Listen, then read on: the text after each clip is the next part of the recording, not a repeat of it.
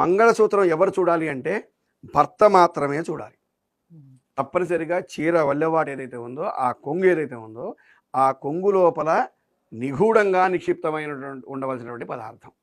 అది ఓపెన్గా అందరికీ ఎక్స్పోజ్గా చేసే పని కాదు.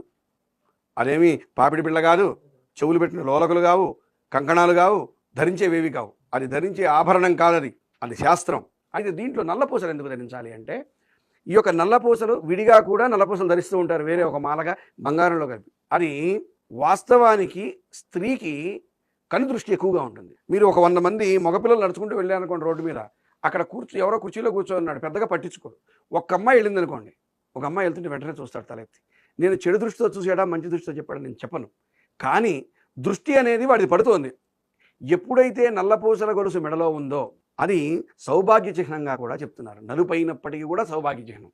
అంటే ఆ స్త్రీకి పరిపూర్ణమైనటువంటి స్త్రీతత్వాన్ని పొందడానికి కావలసినటువంటి ఆస్కారం ఆ యొక్క నల్లపూసల్లో ఉంటుంది. అలాగే కనుదృష్టి పడకుండా ఉండడానికి కోసం కూడా దాన్ని అంటే మరి వాడుతారు. చాలా మంది ఆ పుస్తుల్ని పైకి వేసుకుంటూ ఉంటారు.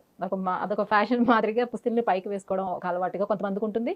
అదే పుస్తుల్లో కొంతమంది పిన్నీసులు లాంటివి కూడా పెట్టుకుంటూ ఉంటారు. ఇలా చేయొచ్చు అంటారు. అమ్మ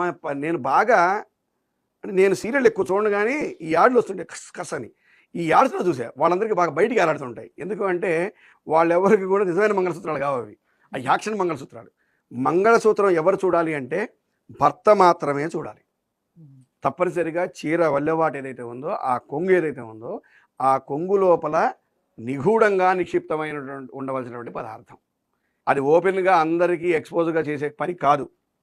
అదేమి పాపిడి పిల్ల కాదు, చెవులు పెట్టిన లోలకులు కావు, కంకణాలు కావు, ధరించేవేవి కావు. అది ధరించే ఆభరణం కాదది, అది శాస్త్రం, అది విధానం, అది వేదం చెప్పినటువంటి ప్రామాణికం. ఎందుకంటే కొంతమంది బంగారం గాజులు, కొంతమంది మట్టి గాజులు ధరిస్తారు. ఇక్కడ శాస్త్రం చెప్పరా, గాజులు ధరించమని చెప్పింది, కానీ మంగళసూత్రాన్ని ప్రస్ఫుటంగా చెప్పింది. ఎవరైతే మంగళసూత్రాన్ని ధరించలేని వాళ్ళారో పసుపు కొమ్ము కట్టుకోమని చెప్పింది సందర్భానికి సారం. అయితే కర్మ ఏంటంటే, సరే ఫ్యాషన్లు వచ్చాయి, కొంతమంది ఉంచుకుంటున్నారు, కొంతమంది తీసేస్తున్నారు, మాకు అది చాలా సంతోషకర విషయం. దీనికి కొంతమంది ఏం చేస్తారంటే ఈ శారీ పిన్నులని, ఇప్పుడు ఏవో చెంప పిన్నులని ఎక్కడ పెట్టాలో తెలియదు వాళ్ళకి. ఇప్పుడు మగవాళ్ళకైతే పైన పాకెట్, కింద ప్యాంట్ పాకెట్ ఏదో ఉంటుంది. మరి పాపం వీళ్ళు ఎక్కడ పెట్టుకుంటారు, అది గుచ్చుకునే వస్తువు. దీన్ని ఏం చేస్తున్నారంటే ఆ మంగళసూత్రానికి లేదా నల్లపూసలకు పెట్టేస్తున్నారు. అది ఇనుము అండి. ఇనుము అంటే శనికి సంబంధించినటువంటి వస్తువు.